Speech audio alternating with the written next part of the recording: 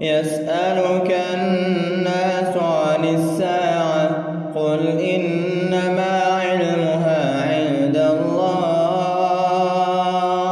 وما يدريك لعل الساعة تكون قريبا إن الله لعن الكافرين وأعد لهم سعيرا خالدين فيها لا يجدون وليا ولا نصيرا يوم تقلب وجوههم في النار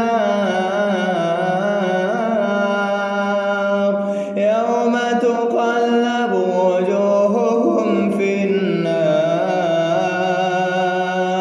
يقولون يا ليتنا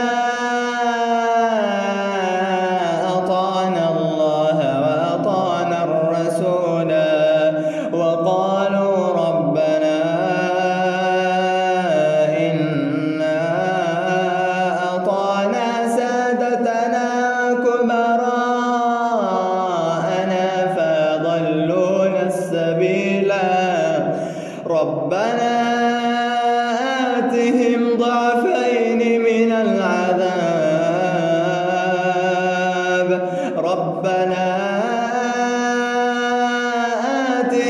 ضعفين من العذاب والعنهم لعنا كبيرا يا أيها الذين آمنوا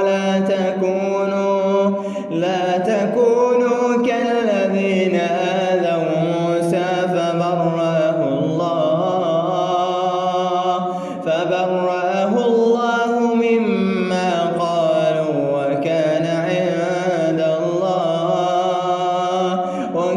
عند الله وجيها. يا أيها الذين آمنوا اتقوا الله وقولوا قولا سديدا يصلح لكم أعمالكم ويغفر لكم ذنوبكم ومن يطع الله ورسوله فقد فاز فوزا عظيما إنا عرضنا الأمانة على السماوات والأرض والجبال فأبين أن يحملنها وأشفقن منها وحملها الإنسان إنه كان ظلوما جهولا